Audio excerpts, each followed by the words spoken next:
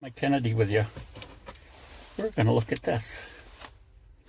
This is a plasma lighter.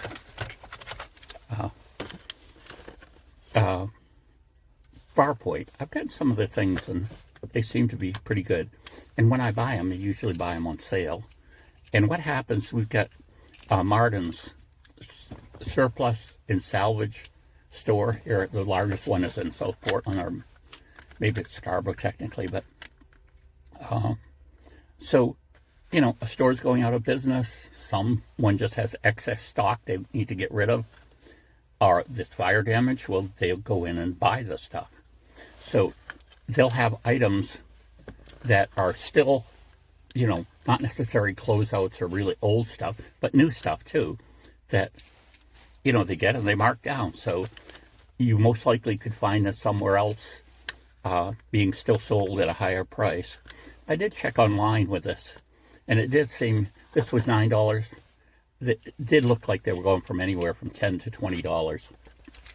But let's look at this. So this is a rechargeable lighter. Takes the C thing, which is nice because now just about everything takes the C connector. So if you've got a car charger, whatever. So we've got a double lock system here.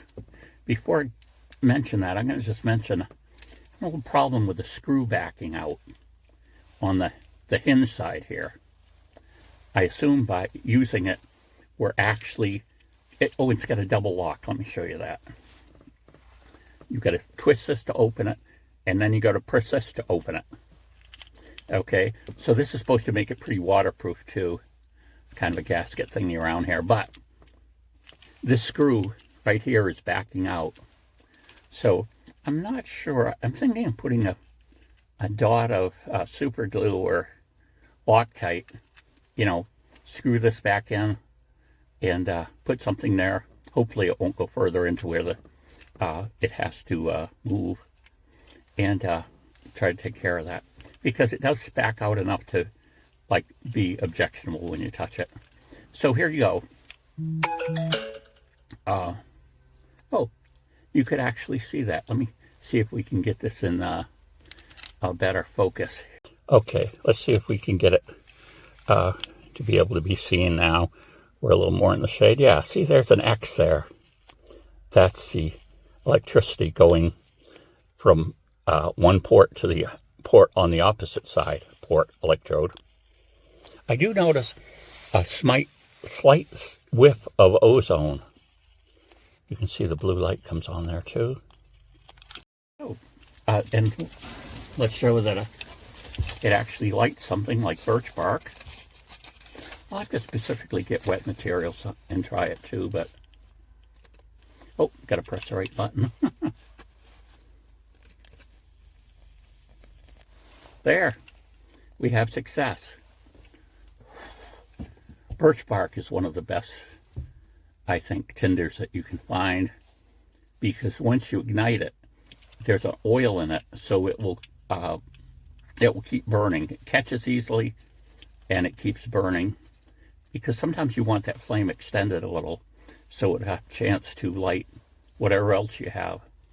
And of course, birch bark, you can rough it up too, to make it more easily catch an ember, a spark, or whatever spark I should say. So then that goes back down.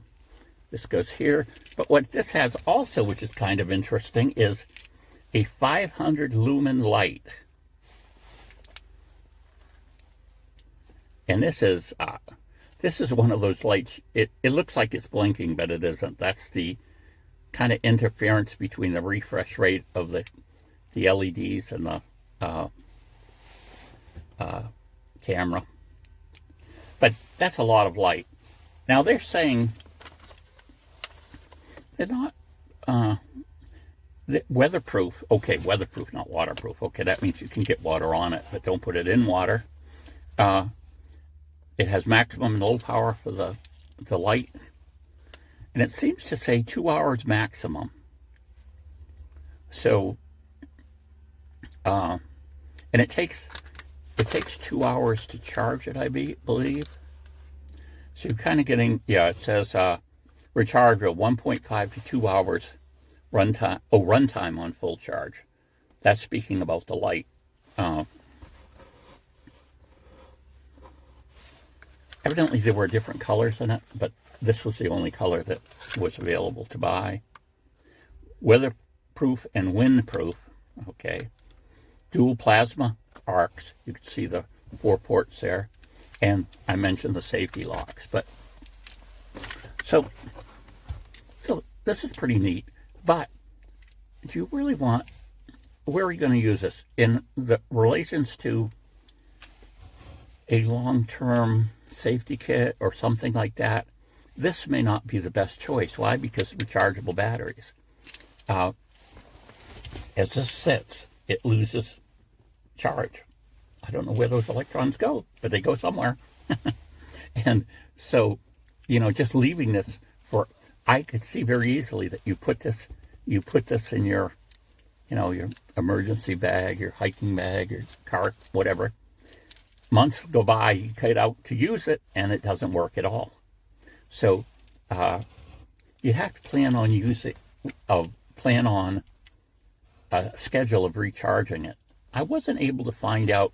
I asked one of the people that was selling it online how long it would take the battery to discharge so that it's going to work. But this is saying it's light for 2 hours. But I have a feeling that the small amount of electricity that's used when you're lighting something, you can see it there pretty well,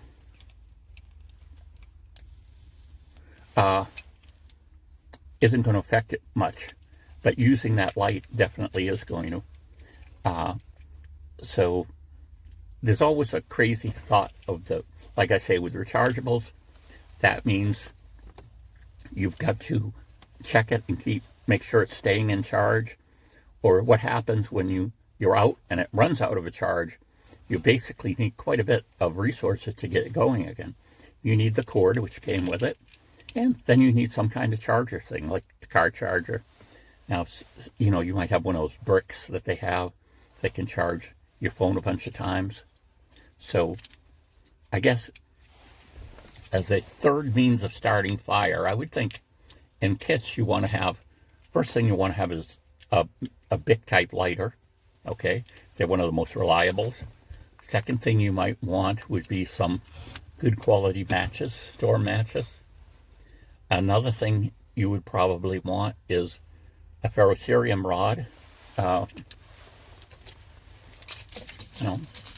They can be small. They don't have to be huge. Like a lot of the things on YouTube, they'll have a 6-inch ferro rod that's like 3/4 of an inch thick or something, and they scrape that thing and whoosh, this big shower of sparks go.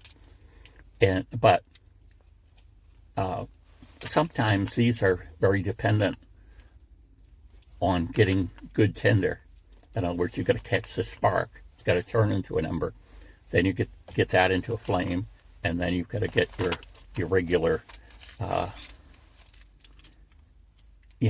kindling going as well. So anyway, I think it is a neat little thing to have. Like I say, because of the issue of it being rechargeable, I don't know that I would put it in some emergency kit without having some kind of schedule to, take it out and charge it. I mean, it's just like rechargeable flashlights. I got this one. I'm not sure if this was the same brand or not. But again, this was practically nothing over it. Marden's. And it's a flashlight. And what's nice about this is it's got the chargers built in. You just stick this in your charger. It indicates with the light whether it's charged up or not. So if you're going from your car, you've got a light you can pull right out there that's always ready and charged up. I'm not sure how long that one would run, but maybe on low power it would run a while. To me, an ideal light in a survival situation would need to last 8 hours at least, I think, because you get the 8-hour period of darkness. And, if it is an emergency, having a light to help you do whatever you need to do in that darkness is going to be a big help. So, Farppint, sorry, rechargeable plasma lighter and utility light, 500 lumens. That is bright. And tell me what you think. Bye.